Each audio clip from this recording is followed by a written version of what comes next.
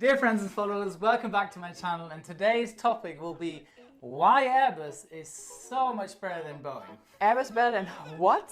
You mean that Boeing builds the best planes in the world? Hey, calm it down lady, okay? This is my channel and everyone knows that I love Airbus, so why don't you take your Boeing, which was built in the 60s, and fly someplace else? Fine by me, but you better watch out that your batteries don't run out of your Atari plane. As you can see, this is leading to nowhere, so let's get started with an Airbus versus Boeing battle to see which company builds the better plane.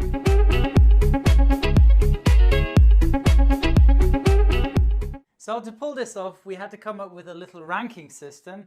Anything good about either plane gets 1 point. So every one of us is going to mention 20 facts about their airplane and why it's so special. Okay, we'll try to list all sorts of different areas of our beloved plane and finally have a winner. So I think I should go first. See that? Only Airbus pilots don't know the quote, ladies first. Well, good luck with that then, Dutch pilot girl. And oh look, you've already shaken my hand to congratulate me on my victory. Okay, you go first. So let's start with Boeing's philosophy. Boeing is very pilot-minded, meaning the pilot has the ultimate control over the airplane at all times. Boeing pilots tell the system what to do and awaits the pilot's response. And as far as I know, your Airbus is a flying computer and tells the pilot what to do and how to do it. Okay, that's a good start. I thought we were friends, right? Okay, your plane is old, it's very old. Some of the components in your Boeing are based on the designs of the 707, and that is manufactured in the 1950s. That's more than 60 years ago. And you still have paper checklists, which you use during an emergency. What's that all about? My Airbus A380, on the other hand, will inform which system is inoperative via the ECAM and lights up the switches which need to be pushed in order to isolate the faulty system. And once the switch is pushed, then the item gets ticked off by the ECAM, so you're still using a pen to tick off your item. That's so retro. And if something breaks in your Boeing, there's no way to repair it. If it's broken, it is broken.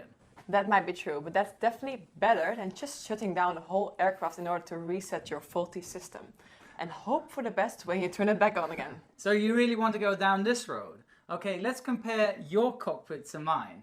Yours is a total mess. It seems like guys who built the plane didn't really know where to put all the switches, which by the way come in all different shapes and sizes and look like you can get them from Home Depot. Oh, we forgot one switch. Where shall we place this one, Bob? Wherever you'll find some leftover space, Bill.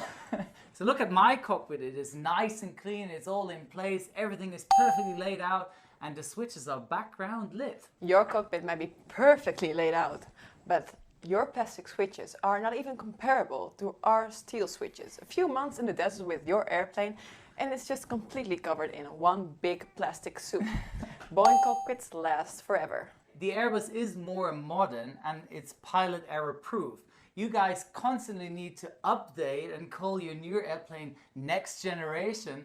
We have all the fancy stuff which Boeing doesn't have. We have auto trim and we are not even thinking about manually tuning the ILS frequency. And apart from that, we have a retard call out which advises to retard the thrust levers on landing. We Boeing pilots do not need all that fancy stuff in order to fly an airplane properly.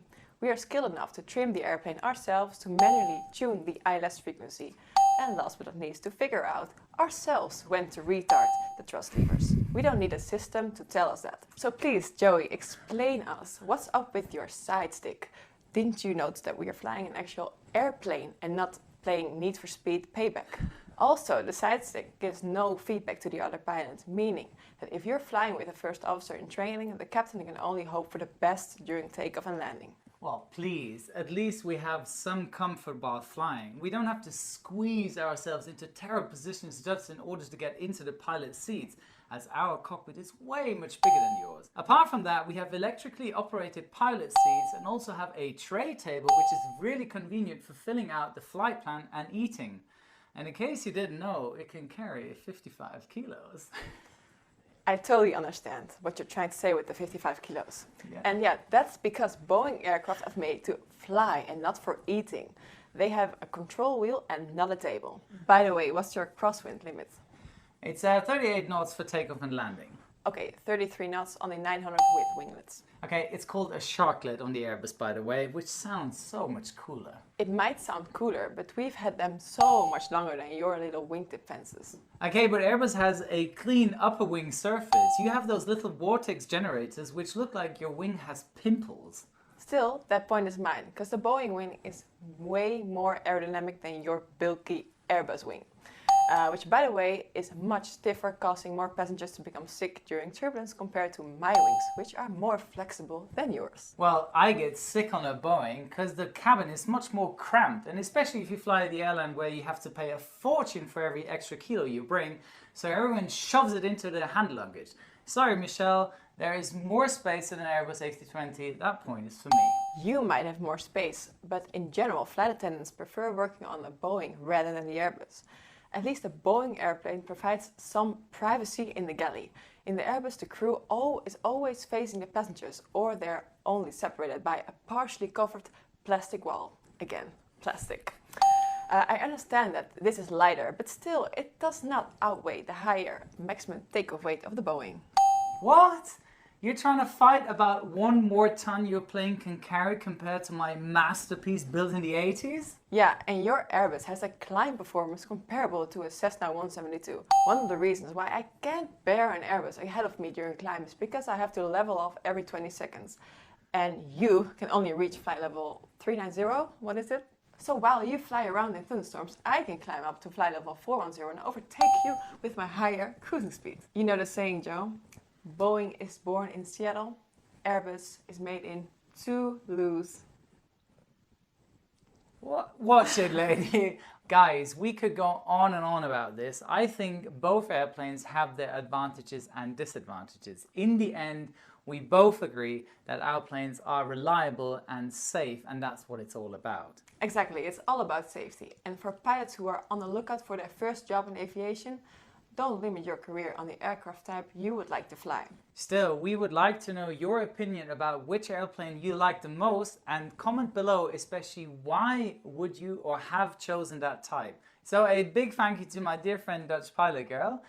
You'll be seeing more videos in the future, and make sure to check out her great YouTube channel. The link is in the description box below. So thank you all very much for your time. Don't forget to perform a touch and go at my Instagram account, and don't forget to hit the subscribe button right there, right? Plus the notification bell so you won't miss out upcoming videos. All the best. See you next week. Your Captain Joey. This is the recording. Yes, go. As you can see, this is leading to nowhere, so let's get started with an Airbus versus Boeing battle to see which company builds the better plane. What are you... Okay, good. Okay, stop. Stay here. Okay, so let's start with... I'm sorry. Let's do it again. Okay. I didn't do the sentence really good. It should be like, and you can carry 55 kilos. Oh yeah. You have to be like sort of yeah, okay. yeah, exactly. The little dirty look, you know. I'm sorry. I'll try to get to this. So a big thank you to my dear friend Dutch Pilot Girl. We're like, are you gonna shake hands? No. Okay. Just go like. Yeah.